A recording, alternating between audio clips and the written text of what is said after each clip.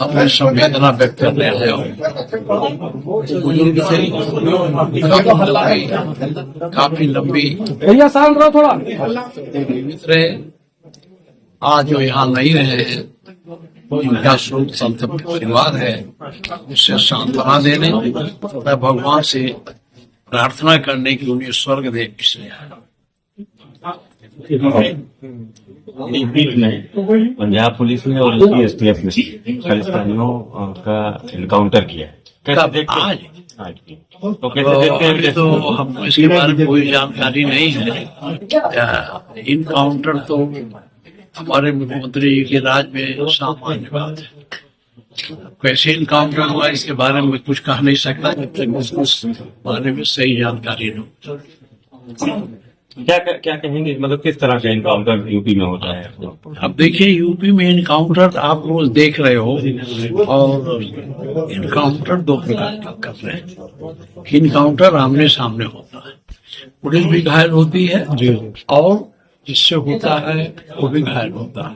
लेकिन इनका इनकाउंटर ऐसा है कि आमने सामने नहीं होता है और न तो पुलिस घायल होती है, केवल जिसका इनकाउंटर होता है उसका पैर तोड़ दिया जाता है गोली मार के। यही इनकाउंटर नहीं, ऐसे तो फेक इनकाउंटर होते हैं, तो क्या लगता है आपको ये? आप देखिए, एक इनकाउंटर बहुत होते हैं। अब जब तक पूरी जानकारी हम न प्राप्त कर लें, जिसके बारे में आप पूछ रहे हो, मैं से कुछ कर सका क्या वास्तविकता क्या नहीं, अभी निकले हैं। और लेकिन ये मैं जानता हूँ, इनकाउंटर दवा नहीं है। हमारे मौलिक अधिकारों में है जीने का अधिकार। अगर हम अपराधी हैं तो हमको पकड़ के कोर्ट के हवाले करना चाहिए। कोर्ट ही हमें सजा देगी, चाहे फांसी की सजा दे, चाहे आजीवन कारावास सजा दे। सरकार को अधिकार नहीं है। लेकिन चूंकि ये सरकार अधिनायकवादी व्यवस्था की तरफ बढ़ रही है, इसलिए इस प्रकार की कार्रवाई कर रहा है। धन्यवाद। अच्छा, नेताजी जिस तरीके से संघ प्रमुख ने ये कहा, संघ प्रमुख का ये बयान आया भागवत का, हिंदू नेता बनने की कोशिश ना करें, आखिर इशारा किधर था? अब इशारा आप नहीं समझ पाए तो हम समझाना जी। देखिए, उन्होंने सही कहा है और उनका कहना सही है कि भारत विभिन्न वर्गों का मिलकर देश बना है। विभिन्न प्रकार की जातियां, विभिन्न प्रकार के संप्रदाय के लोग, अगर इसमें आपस में वैमनस्यता पैदा की जाएगी तो भारत के विकास में बाधा पैदा होगी। हमारे सूबे में इस प्रकार की वैमनस्यता फैलाने का हर संभव प्रयास किया जा रहा है। इसलिए हो सकता है इसका दृष्टिकोण रख के कहा हो, लेकिन उनका कहना सही है। गृह मंत्री ने बाबा साहब पर टिप्पणी कर दी, तो बाबा साहब पर टिप्पणी करी तो बाबा साहब के समर्थक सारी पार्टियां उनके विरोध में खड़ी हो गए। भीमराव अम्बेडकर का हमारे संविधान निर्माण में बड़ा योगदान है।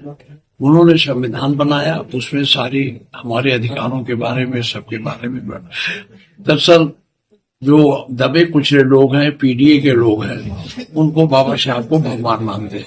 उनको ऊपर टिप्पणी करने से ये पीडीए के लोग, पिछड़ा दलित अल्पसंख्यक, ये सब लोग पीड़ित हैं, इसलिए इस तरह का प्रदर्शन। अच्छा, मंदिर बताया जा रहा है, सुप्रीम कोर्ट ने साफ कह दिया कि ऐसे मुद्दों पर कोई फैसला देखिए ऐसा है, क्या करना चाह रही है आखिर बीजेपी? देखिए ऐसा है, अब इसको हम आपको कहाँ तक समझाएंगे, बड़ा समय लग जाए। 1991 में एक एक्ट बना था कि पुराने मंदिर या मस्जिद, उनके रूप को बदला नहीं जा सकता। बीच में ज्ञान व्यापी को लेकर के सुप्रीम कोर्ट के मामला गया और हमारे चीफ जस्टिस ने आदेश दे दिया कि सर्वे किया जा सकता है। सर्वे पर रोक, हमने असेंबली में भी कहा, जब आप उसका कुछ परिवर्तन नहीं कर सकते, मस्जिद को मंदिर नहीं बना सकते, मंदिर को दूसरा रूप नहीं दे सकते, तो सर्वे का क्या मतलब? सर्वे कराना जो सर्वा केवल यही इसीलिए है, राजनीतिक लाभ के लिए भारतीय जनता पार्टी इस तरह का वैमनस्य पैदा करके एक समाज में विषमता पैदा कर रही है, तनाव पैदा कर रही है, जो इनके अधिनायकवाद होने का प्रतीक। ये प्रदेश में हैं, आशीर्वाद दे दीजिए। दोनों जो मिले हुए उनके, ये भाजपा खोज इसलिए रही है, इसके खोजने से कोई परिणाम नहीं निकलेगा, केवल हिंदू मुसलमान में दूरी बढ़ा करके अपने वोट को ठीक करने की बात कर रहे हैं। देश आदेश खुद जाएगा, इतना है। चलिए, मिलेगा। ये खोज के उसको पूजा कर रहे हैं, केवल एक भावना भड़काने के लिए इस तरह की बात करते हैं।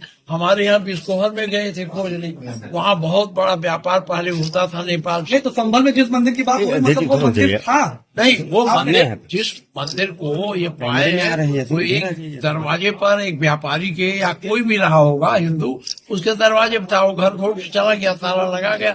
वही मंदिर तो है, कोनो खोज के पुरातत्व की तरह खुदाई करके निकाले। आपने कहा कि आप चलिए, हो गया, सारी बात है।